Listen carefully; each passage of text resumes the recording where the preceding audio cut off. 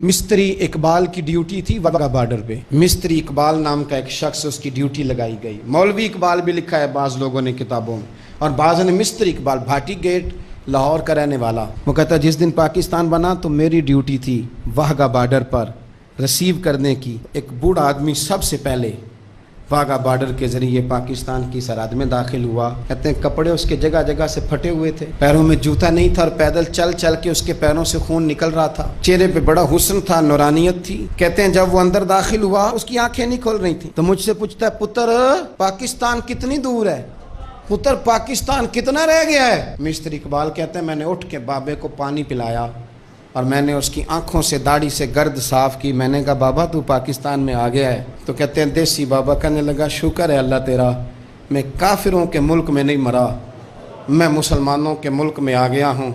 کہتے ہیں یہ لفظ کہہ کے اس نے اونچی آواز میں لا الہ الا اللہ محمد رسول اللہ پڑھا اور اس کی روح پرواز کر گئی۔ ان جذبوں کے نیچے یہ وطن بنا ہے، ان جذبوں کے نیچے، ان جذبوں کے نیچے۔ اللہ تیرا شکر ہے، تیرا شکر ہے، میں اپنے وطن میں آ گیا، اپنی زمین پہ مروں گا، اسی زمین پہ اٹھوں گا، یہ میری دھرتی ہے۔ حب الوطن من الایمان۔ آپ یقین کریں ہمیں پاکستان سے بڑا پیار، ہمیں اس کی دھرتی سے ہمارا دل کڑتا ہے، اس لیے کہ ہمارا کوئی ارادہ نہیں کہ ہمارے بچے یورپ شفٹ ہوں۔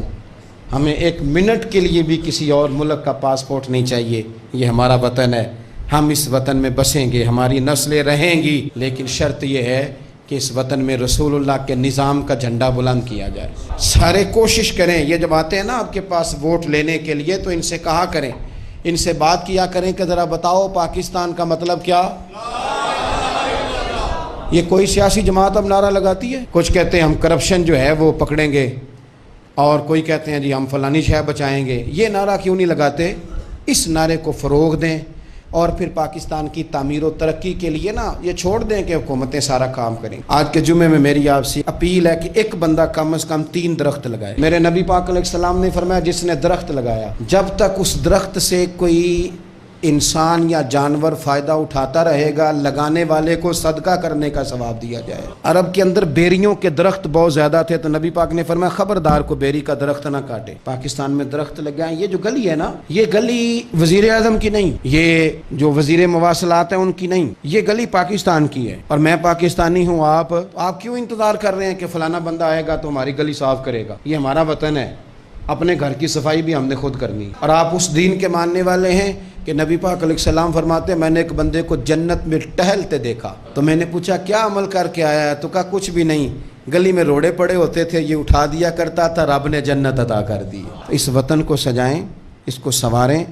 بچوں کو پڑھانے میں محنت کریں۔ اگر میرا نالائق بچہ نہیں نہ پڑھ رہا تو میں دیکھوں کہ جو لائق بچہ پانی بیچتا ہے نا بس کے پیچھے، اس کا خرچہ اٹھا لوں، وہ پڑ جائے۔ یہ جو 10-15 ہزار آپ کسی کی مدد کرتے ہیں، اس سے بندے بھکاری بنتے ہیں، مانگنے کا رواج فروغ پاتا ہے۔ یہ دیں میں منع نہیں کرتا، لیکن اصل کام یہ ہے کہ اس بندے کو بھکاری نہ بنائیں، اسے کاروباری بنائیں، اسے محنت سکھائیں تاکہ وہ کچھ کرنے لگ جائے۔